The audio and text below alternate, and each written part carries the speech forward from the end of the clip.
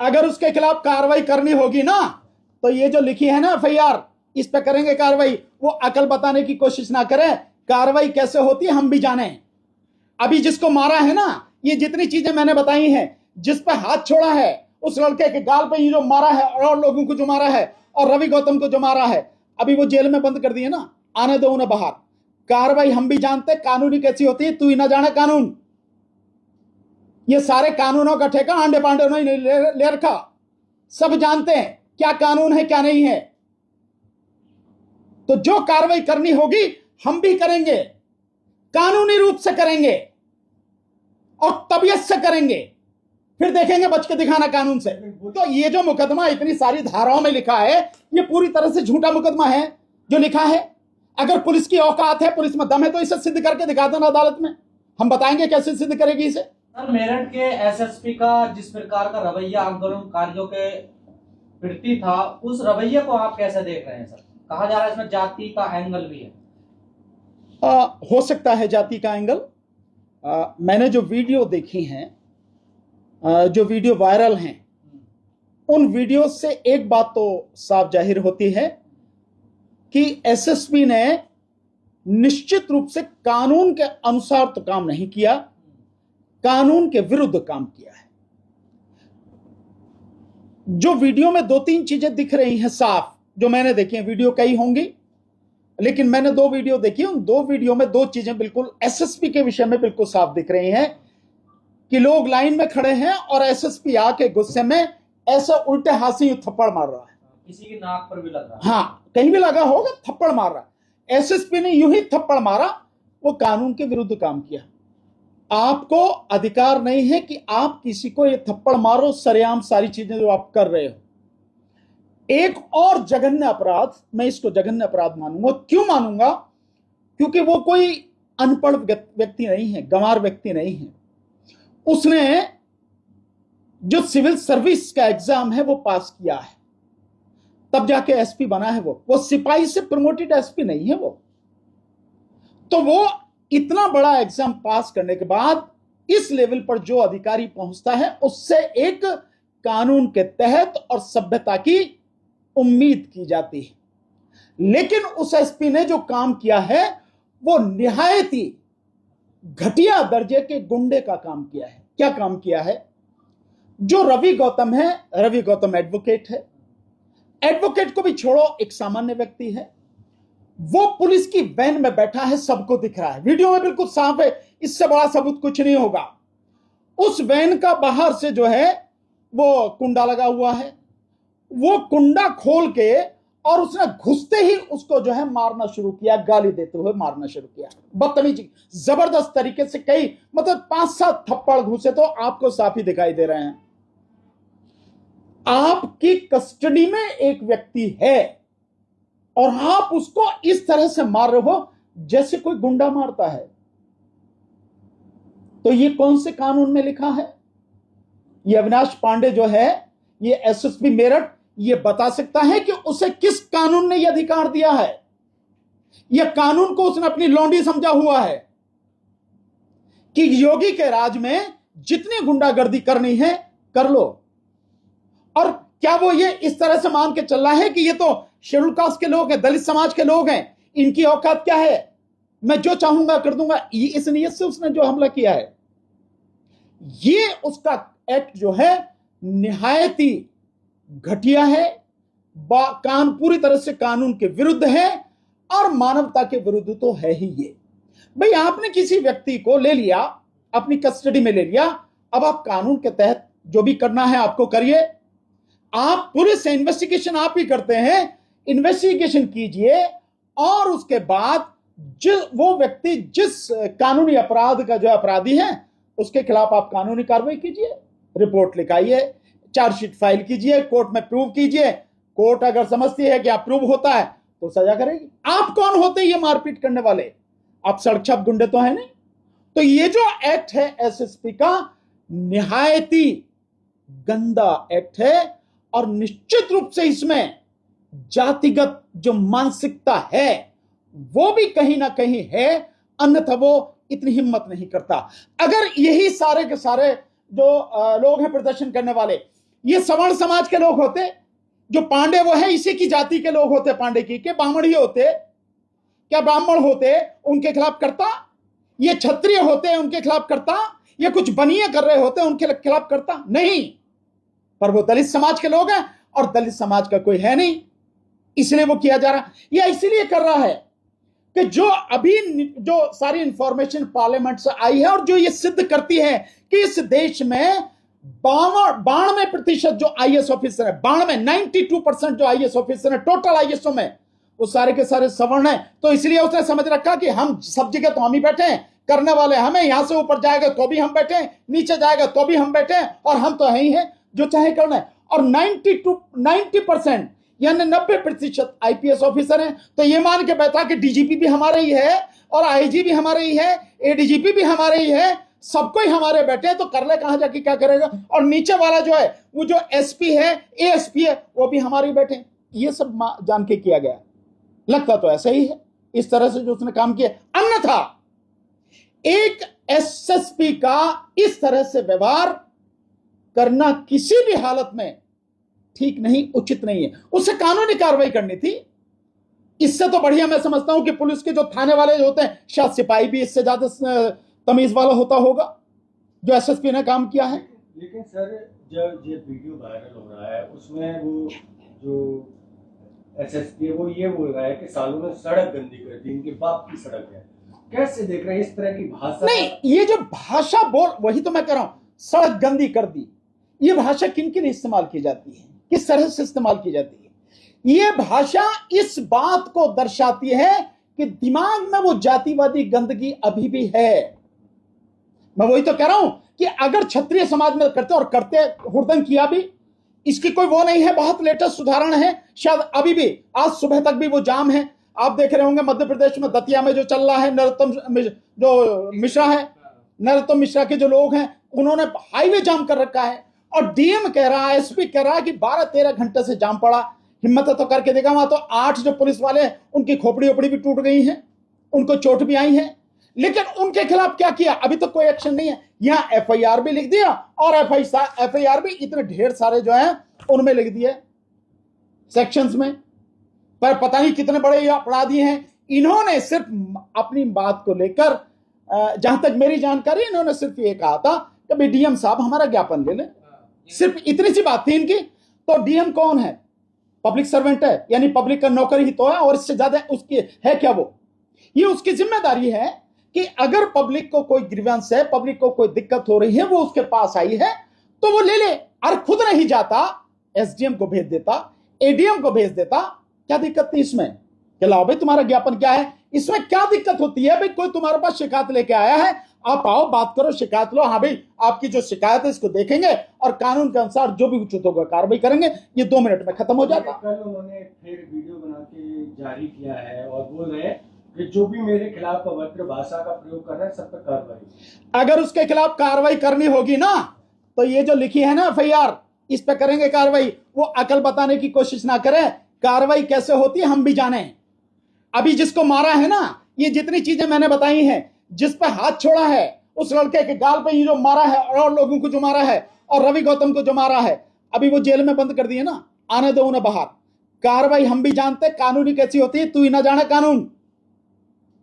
ये सारे कानूनों का ठेका आंडे पांडे ने ले रखा, सब जानते हैं क्या कानून है क्या नहीं है। तो जो कार्रवाई करनी होगी हम भी करेंगे, कानूनी रूप से करेंगे और तबीयत से करेंगे, फिर देखेंगे बच के दिखाना कानून से। वो तो ये कह रहे हैं कि क्रिमिनल था इसलिए इसको। कौन क्रिमिनल था? रवि गौतम कैसे क्रिमिनल है? कहां? तो मुकदमे से आदमी क्रिमिनल हो जाता है? अगर किसी के खिलाफ मुकदमे है तो क्रिमिनल हो जाता। मुकदमे लिखने वाला कौन है? पुलिस लिखती है मुकदमे। अरे जो चाहो लिख दो। ये जो मुकदमा इतनी सारी धाराओं में लिखा है, ये पूरी तरह से झूठा मुकदमा है जो लिखा है। अगर पुलिस की औकात है, पुलिस में दम है, तो इसे सिद्ध करके दिखा देना अदालत में, हम बताएंगे कैसे सिद्ध करेगी इसे। ये मुकदमा लिखना किसका काम है? ये मुकदमा लिखना पुलिस का काम है। पुलिस जैसे चाहे मुकदमा लिख दे, जैसे चाहे बना दे। भाई अगर वो लोग अगर गैर कानूनी काम कर रहे तो उसके बहुत तरीके हैं। क्या उनको आपने चेतावनी दी? क्या रोक रखा था? इस एफआईआर में जो लगा रखा है कि पब्लिक सर्वेंट जो है उनको काम करने से रोका। पब्लिक सर्वेंट क्या काम कर रहे थे, किस काम को करने से रोका, क्या ऑर्डर था, क्या धारा 144 का जो पुराना सीआरपीसी का था, धारा 144 का वहां आदेश लागू था क्या, किस काम को करने से रोका इन्होंने, क्या किया।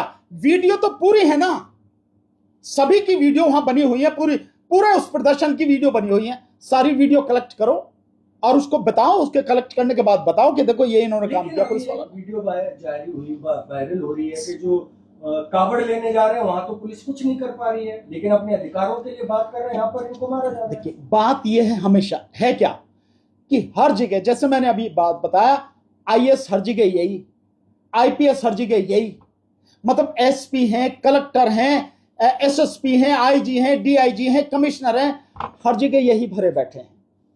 इसलिए इन्हें किसी बात का डर नहीं है।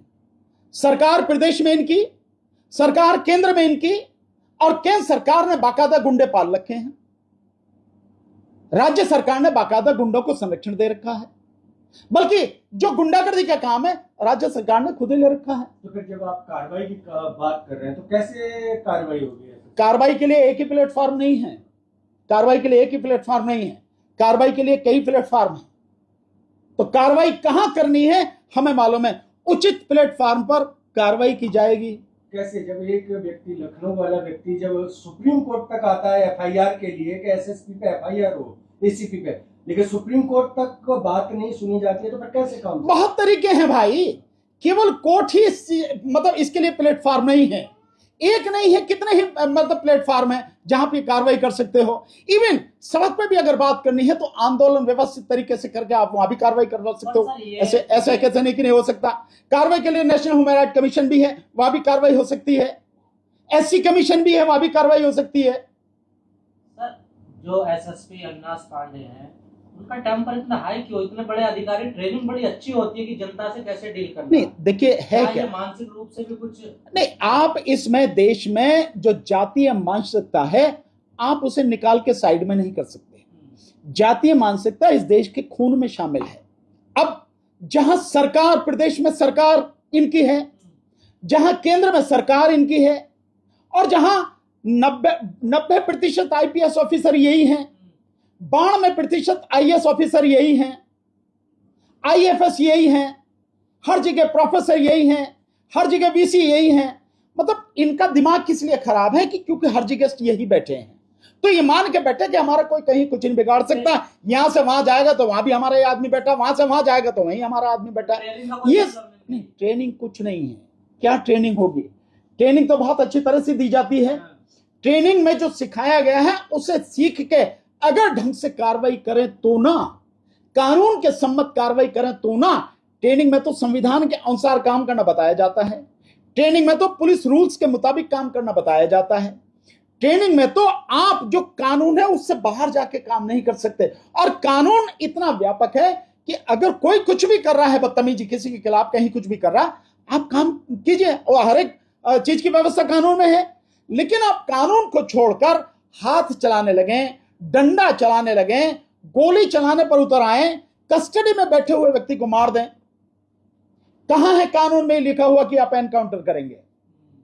योगी तो साफ कहता है, आपने देखा ही होगा, जब देश का जो प्रदेश का जो मुख्यमंत्री है वो ये भाषा इस्तेमाल करता हो तब आप क्या करेंगे?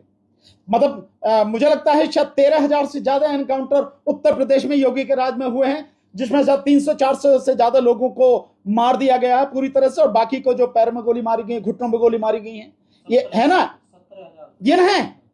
तो ये जो सारी चीज हो रही है, और पुलिस जाति का किस कदर पुलिस जाति करती है, इसका एक आप जो लेटेस्ट उदाहरण अगर आपको देखना है तो जो पिक्चर आई है सतलुज, आप उससे देख लो, जिस पिक्चर का नाम पहले पंजाब 95 होना था, और उससे पहले जो पंजाब 95 होना था, और उससे पहले जो गल्लूघारा यानी नरसंहार उसका नाम होना था, जो आई है बैन बेशक कर दी, दुनिया ने देख ली। वो तो पंजाब के गांव गांव में दिखा दी गई, वो लगा के स्क्रीन लगा के दिखा दी गई, गुरुद्वारों में दिखाई जा रही है, सब जगह यूट्यूब में आप कहीं भी जाके देख लो, यूट्यूब में आपको मिल जाएगी प्लेटफॉर्म। तो मैं देखिए, मेरा इस उदाहरण को देने का मकसद यही है कि पुलिस किस कदर ज्यादती करती है, ये उसका एक उदाहरण। और ऐसे ही यहां पुलिस ये कर रही है। जैसे कहा जा रहा है ये फॉल्स, इन्होंने जो मुकदमे इन पे बनाए आंदोलनकारियों पे, अगर इनके एविडेंस नहीं मिलते तो क्या इन पर कार्रवाई जेल जा सकते हैं एसएसपी अविनाश पांडे? बिल्कुल जा सकते हैं, क्यों नहीं जा सकते, क्यों नहीं जा सकते हैं? जैसे इसमें अटेम्प्ट टू इन्होंने नहीं, निश्चित रूप से ये जो झूठी एफआईआर है, इस एफआईआर के खिलाफ बाकायदा एफआईआर कराएं। और अगर एफआईआर करना भाई कहोगे कि पुलिस के खिलाफ पुलिस एफआईआर कैसे करेगी, नहीं करेगी, कोई कंप्लेंट केस फाइल हो जाएगा कोर्ट में, क्या दिक्कत है? क्यों नहीं हो सकता? SC/ST एक्ट भी कुछ क्यों नहीं हो सकता? अगर उसने गाली दी है, मुझे नहीं पता क्या स्थिति है, अगर उसने इस तरह की गाली दी है, जाति सूचक शब्दों का इस्तेमाल करते हुए कोई गाली दी है, ये तो वो जो जिन लोगों के साथ में हुआ ये तो वही बताएंगे, उन्हीं को मालूम होगा, या कहीं किसी वीडियो में अगर वो रिकॉर्ड हो गई है। तो अगर ऐसी स्थिति है तो कानून के जो भी प्रावधान हैं जो बनते हैं इस एक्ट के अगेंस्ट में, उसमें जो उनकी एफआईआर हो जाएगी, उसमें क्या दिक्कत है? कंप्लेंट फाइल हो जाएगी, एफआईआर नहीं होगी तो। लेकिन सर कुछ दलितों के नेता इसको ये कह रहे हैं कि आपको सड़कों पे नहीं आना चाहिए। देखिए, जो कहने वाले कुछ भी कह रहे हो, मैं उस पर नहीं जाना चाहता, लेकिन मेरा सिंपल सा कहना यह है, अगर कोई आपके पास आया है, मान लेते हैं, ये मानो एक पल के लिए कि गलत ही आया, एक पल के लिए मान लो कि जो लोग आए हैं वो गलत आए हैं, एक पल के लिए मान लेते हैं, तो क्या किसी को भी ये अधिकार है कि वो उनकी पिटाई करे? क्या पुलिस को यह अधिकार है? क्या प्रशासन को यह अधिकार है कि उनके खिलाफ पिटाई करे? उनको यह अधिकार कौन सा, मुझे बताओ। अगर वो गलत है, मान लेता हूं मैं, आप सिंपल कहिए, मत सुनिए उनकी बात। नहीं, अगर तक न्याय नहीं मिलेगा तो फिर सड़कों पर तो आना पड़ेगा। निश्चित रूप से वो तभी आए होंगे। अभी आपने सुप्रीम कोर्ट की बात की, सुप्रीम कोर्ट में एक व्यक्ति जो आया है, उसने कोर्ट के सामने जो यू पेपर फेंके हैं और गाली दी है, क्यों? आखिर क्यों ऐसा करना पड़ा?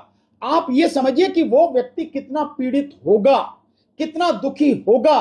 शासन प्रशासन ने उसकी कुछ सुनी नहीं होगी, अदालत ने भी सुनी नहीं होगी, तभी तो वहां हाई कोर्ट से बाद में वही सुप्रीम कोर्ट में आया है। भाई एक उसके एसीपी के या जो पुलिस वाला था उसके खिलाफ जो है एफआईआर कराने के लिए तो बात कर रहा था वो, तो एफआईआर कराने में क्या दिक्कत थी अगर ऐसी कोई बात थी? सो कहीं ना कहीं उसकी बात सुनते, ढंग से समझते। हालांकि उसका जो काम था, उसने जो किया वो ठीक नहीं था, उसे अपनी बात अपने तरीके से, प्रॉपर तरीके से रखनी चाहिए थी। लेकिन इसके पीछे जो स्थिति है वो ये है कि वो इतना फ्रस्ट्रेट हो गया, इतना दुखी हो गया कि उसके समझ में कुछ नहीं आ रहा, उसने अदालत के सामने इस तरह का व्यवहार किया, ये व्यवहार ठीक नहीं था उसका। जैसे आप बात करते आए शुरू से कि न्यायपालिका से उम्मीद नहीं रखनी चाहिए, तो कल जो कुछ सुप्रीम कोर्ट में हुआ, तो वो इस तरह के लोगों के अंदर इस तरह की घृणा होती जा रही है कि ये उसी का नजारा है, उसी का नतीजा है जो मैं आपसे बात कह रहा हूं।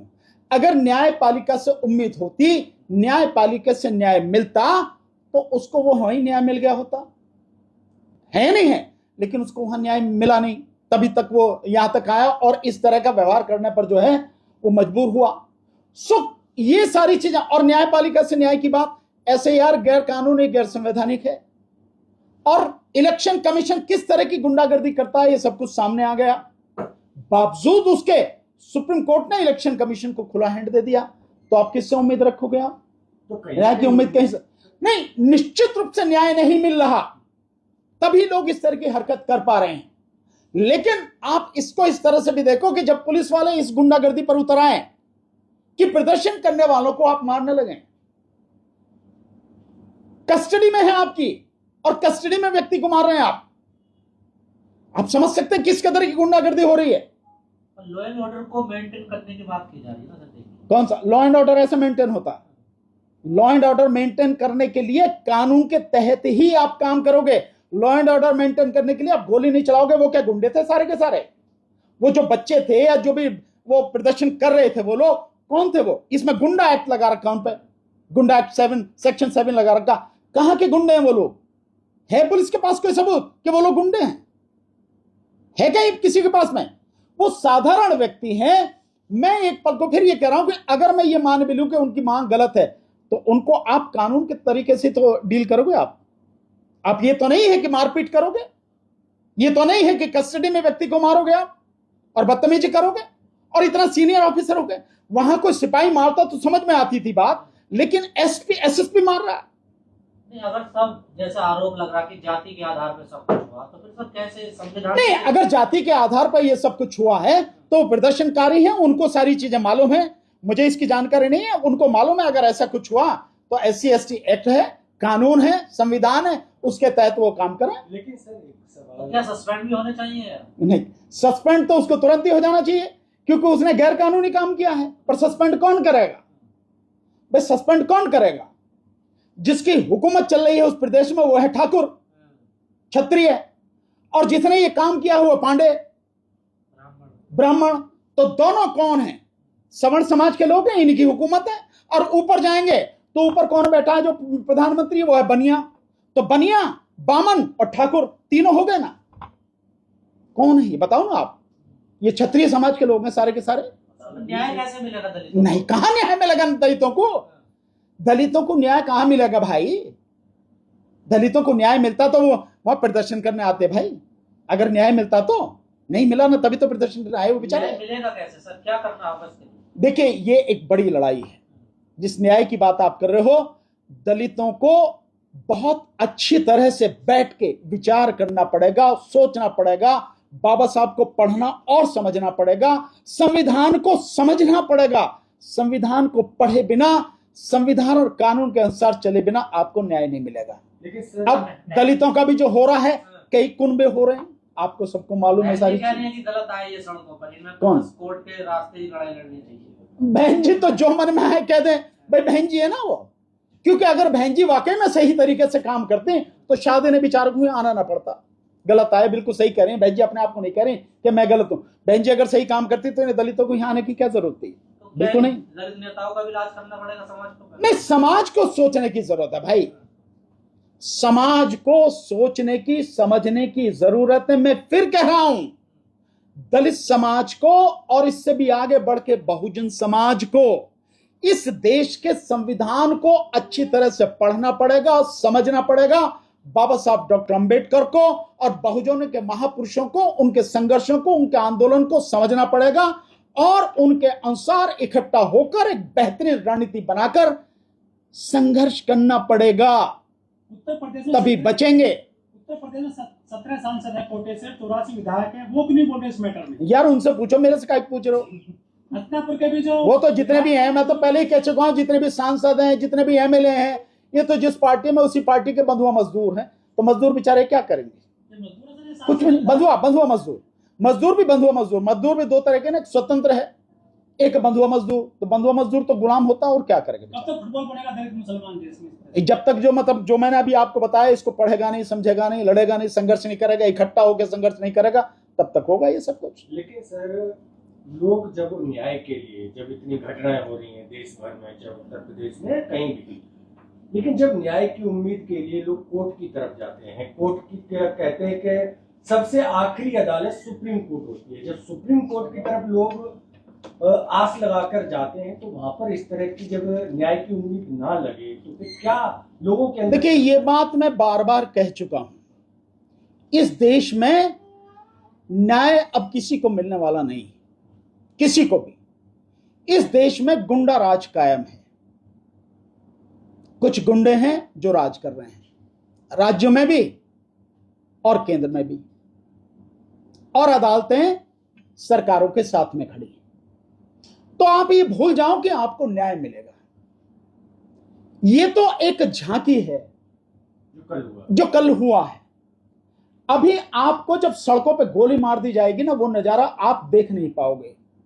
अगर ये जो चल रहा है यही सब कुछ चलता रहा, इसे नहीं रोका गया, तो देश में जिस दिन ये RSS और बीजेपी और मोदी जो चाह रहे हैं, मोदी और अमित शाह, अगर वो राज कायम हो गया, इस देश का संविधान पूरी तरह से खत्म हो गया। ये तो भला है संविधान का कि आप सड़क पे निकल के आप आंदोलन कर पा रहे हो, और बेशक आपको मारा गया, आपके खिलाफ जो कार्रवाई हुई है वो अपनी जगह, लेकिन आप सड़क पर निकल पाए ना। जब संविधान खत्म हो जाएगा आप घरों से नहीं निकल पाओगे, लोगों के अंदर घरों से नहीं निकल पाओगे आप।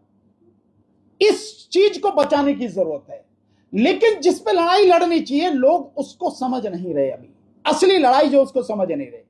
इस देश में किसी अदालत में आप चले जाओ, किसी सरकारी संस्थान में चले जाओ, आपको कहीं से न्याय नहीं मिलेगा, कुछ होने वाला नहीं है। इस देश में अब स्थिति वो हो गई है जहां जन आंदोलन ही इस देश को बचा सकता है, लेकिन सर देश की जनता को बचा सकता है। सीजीआई को नाम लेके गाली दी जा रही है अब इस समय। अभी तो शुक्र समझो सीजीआई का नाम देके गाली दी गई है। अगर हालात और बदतर हो गए तो आप कल्पना करो कि क्या हो सकता है। लेकिन इसी सुप्रीम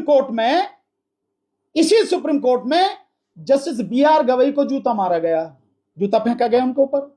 और इसी सुप्रीम कोर्ट में अब ये हो गया कि चीफ जस्टिस को गाली दी गई, पर कागज फेंक दिए गए।